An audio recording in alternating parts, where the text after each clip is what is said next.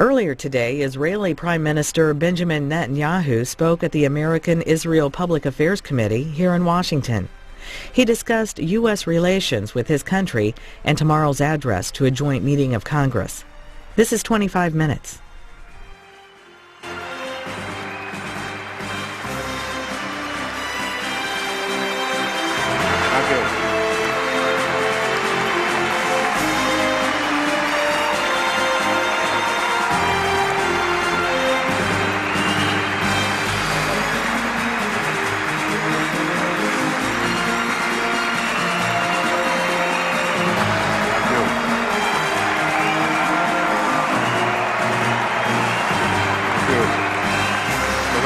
Thank you.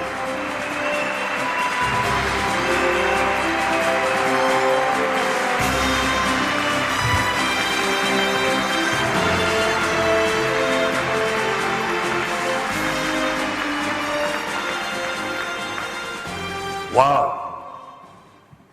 16,000 people. Anyone here from California? Florida? New York?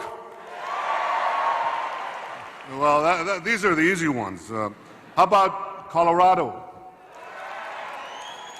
Indiana? I think I got it. Montana? Texas? You're here in record numbers. You're here from coast to coast, from every part of this great land, and you're here at a critical time.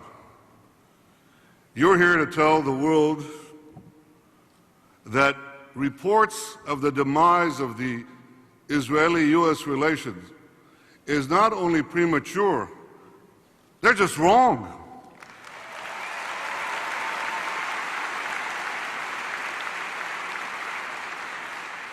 You're here to tell the world that our alliance is stronger than ever.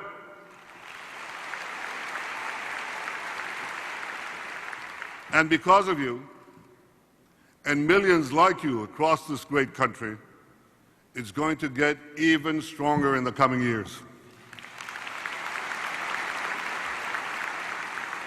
Thank you, Bob Cohen, Michael Kasson, Howard Corr, and all the leadership of AIPAC. Thank you for your tireless, dedicated work to strengthen the partnership between Israel and the United States. I want to thank, most especially, members of Congress, Democrats and Republicans. I deeply appreciate your steadfast support for Israel year in, year out. You have our boundless gratitude.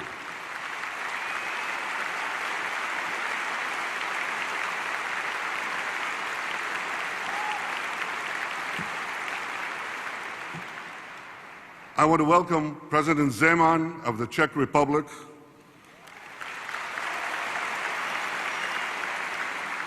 Mr. President, Israel never forgets its friends, and the Czech people have always been steadfast friends of Israel, the Jewish people. From the days of Thomas Masaryk at the inception of Zionism, you know, Mr. President, when I entered the Israeli army in 1967, I received a Czech rifle, that was one of the rifles that was given to us by your people in our time of need in 1948.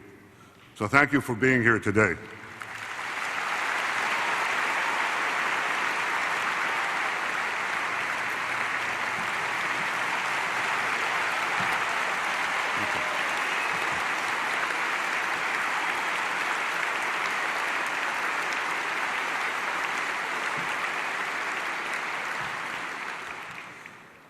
Also here are two great friends of Israel. Former Prime Minister of Spain, José María Aznar,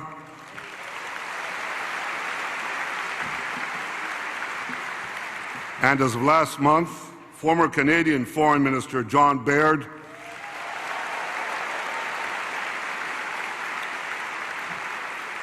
Thank you both for your unwavering support. You are true champions of Israel, and you are true champions of the truth.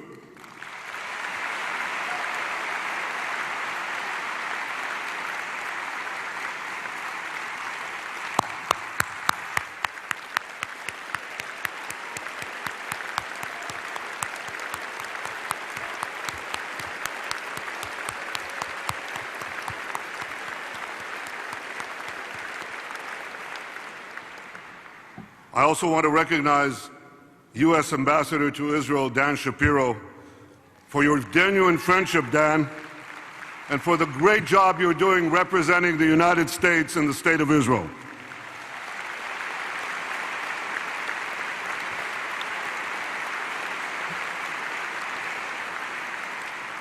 And I want to recognize the two Rons. I want to thank Ambassador Ron Prosor for the exemplary job he's doing at the UN in a very difficult forum. Thank you.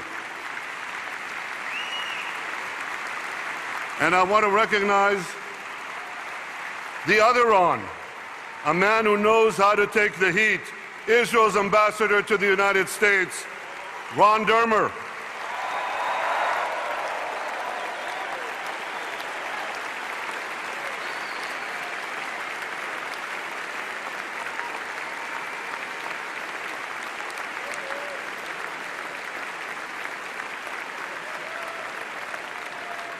Ron, I couldn't be prouder to have you representing Israel in Washington. And finally, I want to recognize my wife, Sarah, whose courage in the face of adversity is an inspiration to me.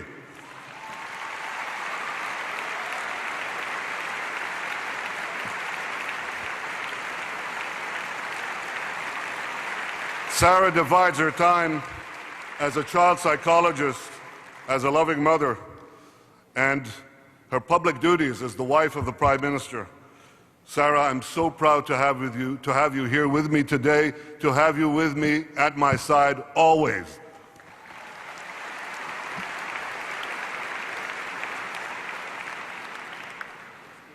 My friends, I bring greetings to you from Jerusalem, our eternal, undivided capital.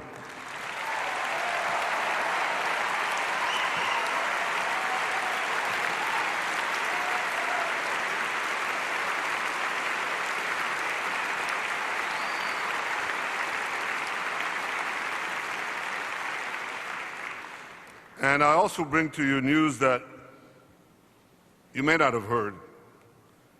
See, I'll be speaking in Congress tomorrow.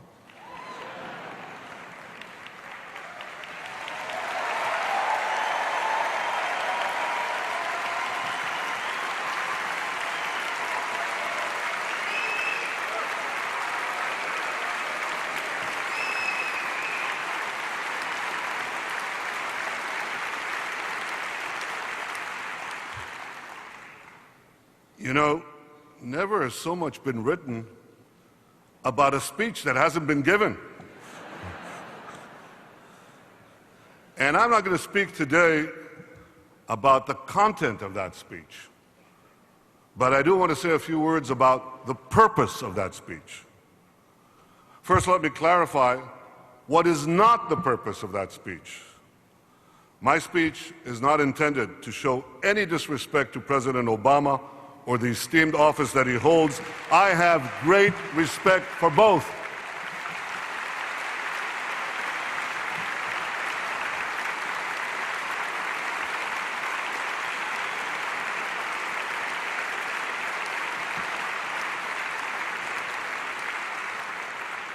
I deeply appreciate all that President Obama has done for Israel: security cooperation, intelligence sharing, supported the UN, and much more, some things that I, as Prime Minister of Israel, cannot even divulge to you because it remains in the realm of the confidences that are kept between an American president and an Israeli Prime Minister.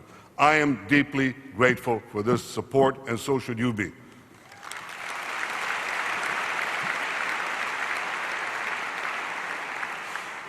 My speech is also not intended to inject Israel into the American partisan debate. An important reason why our alliance has grown stronger, decade after decade, is that it has been championed by both parties, and so it must remain.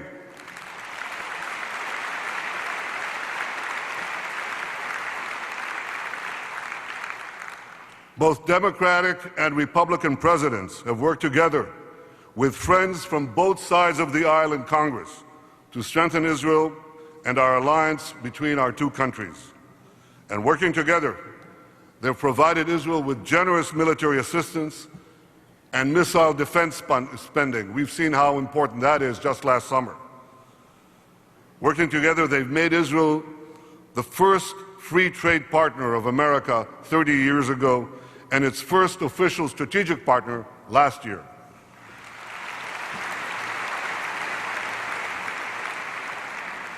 They've backed Israel in defending itself at war and in our efforts to achieve a durable peace with our neighbors.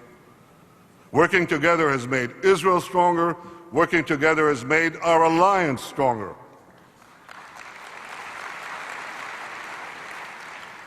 And that's why the last thing that anyone who cares about Israel, the last thing that I would want, is for Israel to become a partisan issue. And I regret that some people have misperceived my visit here this week as doing that. Israel has always been a bipartisan issue. Israel should always remain a bipartisan issue.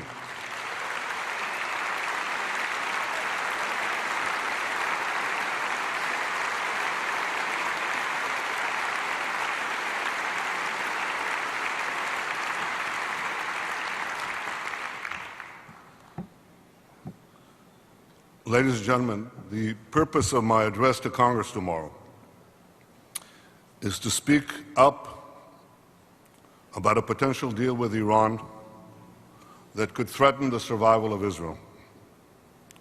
Iran is the foremost state sponsor of terrorism in the world. Look at that graph.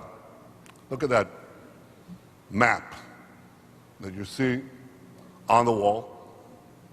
It shows Iran training, arming, dispatching terrorists on 5 continents. Iran envelops the entire world with its tentacles of terror. This is what Iran is doing now without nuclear weapons. Imagine what Iran would do with nuclear weapons. And this same Iran vows to annihilate Israel. If it develops nuclear weapons, it would have the means to achieve that goal. We must not let that happen.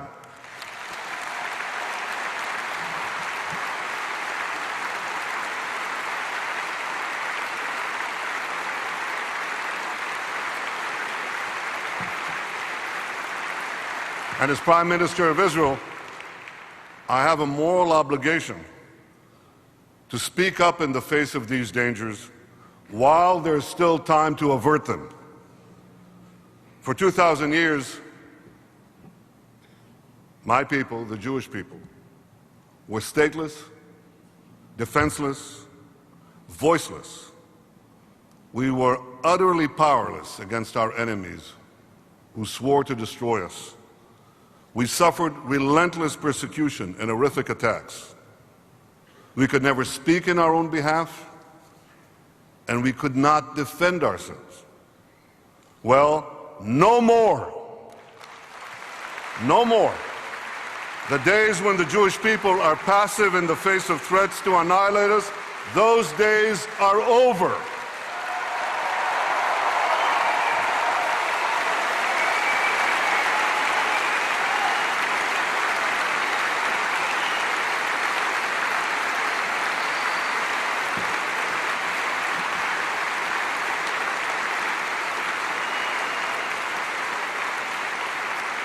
Today, in our sovereign state of Israel, we defend ourselves.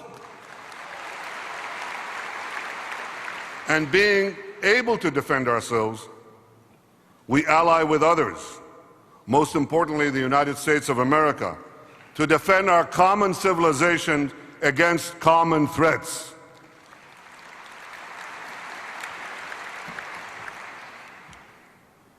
In our part of the world, and increasingly in every part of the world, no one makes alliances with the weak. You seek out those who have strength, those who have resolve, those who have determination to fight for themselves. That's how alliances are formed. So we defend ourselves, and in so doing, create the basis of a broader alliance. And today, we are no longer silent. Today, we have a voice. And tomorrow, as Prime Minister of the one and only Jewish state, I plan to use that voice.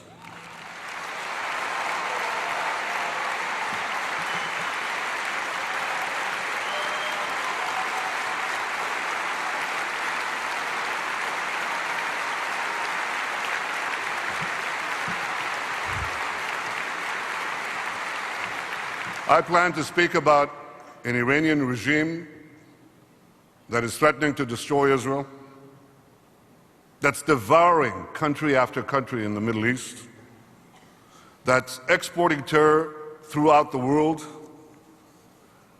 and that is developing, as we speak, the capacity to make nuclear weapons, lots of them.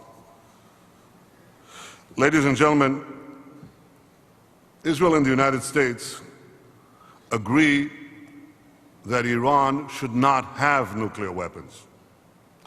But we disagree on the best way to prevent Iran from developing those weapons. Now, disagreements among allies are only natural from time to time, even among the closest of allies, because there are important differences between America and Israel. The United States of America is a large country, one of the largest. Israel is a small country, one of the smallest. America lives in one of the world's safest neighborhoods. Israel lives in the world's most dangerous neighborhood. America is the strongest power in the world. Israel is strong, but it's much more vulnerable. American leaders worry about the security of their country. Israeli leaders worry about the survival of their country. You know,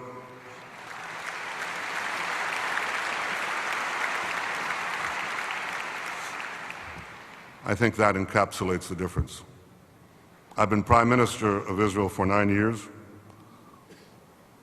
There's not a single day, not one day, that I didn't think about the survival of my country and the actions that I take to ensure that survival. Not one day. And because of these differences, America and Israel have had some serious disagreements over the course of our nearly 70-year-old friendship. That started with the beginning. In 1948, Secretary of State George Marshall opposed David Ben-Gurion's intention to declare statehood. That's an understatement. He vehemently opposed it. But Ben-Gurion, understanding what was at stake, went ahead and declared Israel's independence. In 1967, as an Arab noose was tightening around Israel's neck, the United States warned Prime Minister Levi Eshkol that if Israel acted alone, it would be alone. But Israel did acted alone to defend itself. In 1981, under the leadership of Prime Minister Menachem Begin, Israel destroyed the nuclear reactor at Osirak.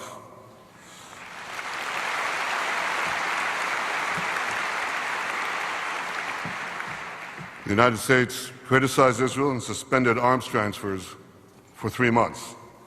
And in 2002, after the worst wave of Palestinian terror attacks in Israel's history, Prime Minister Sharon launched Operation Defensive Shield. The United States demanded that Israel withdraw its troops immediately, but Sharon continued until the operation was completed. There's a reason I mention all these. I mention them to make a point. Despite occasional disagreements, the friendship between America and Israel grew stronger and stronger decade after decade. And our friendship will weather the current disagreement as well to grow even stronger in the future.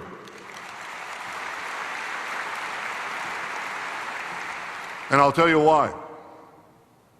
Because we share the same dreams. Because we pray and hope and aspire for that same better world. Because the values that unite us are much stronger than the differences that divide us.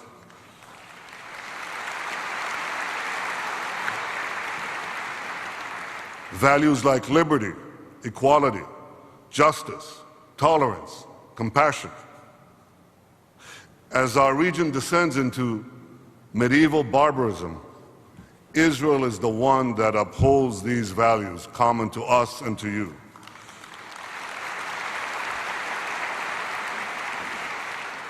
As Assad drops barrel bombs on his own people, Israeli doctors treat his victims in our hospitals right across the fence in the Golan Heights.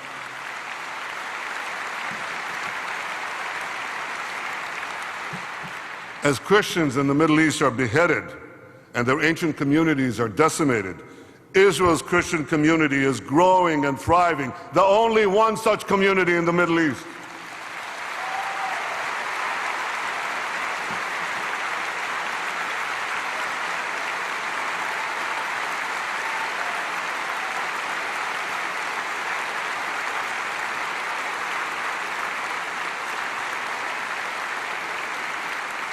As women in the region are repressed, enslaved, and raped, women in Israel serve as chief justices, CEOs, fighter pilots. 2 women chief justices in a row. Well, not in a row, but in succession. That's pretty good. In a dark and savage and desperate Middle East, Israel is a beacon of humanity, of light, and of hope.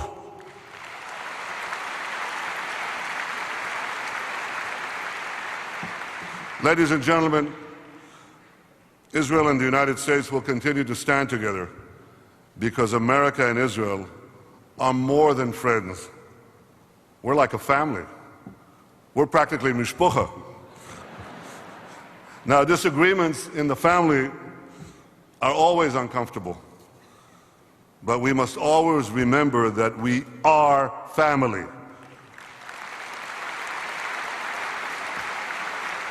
Rooted in a common heritage, upholding common values, sharing a common destiny. And that's the message I came to tell you today. Our alliance is sound, our friendship is strong, and with your efforts, it will get even stronger in the years to come. Thank you, AIPAC. Thank you, America. God bless you all.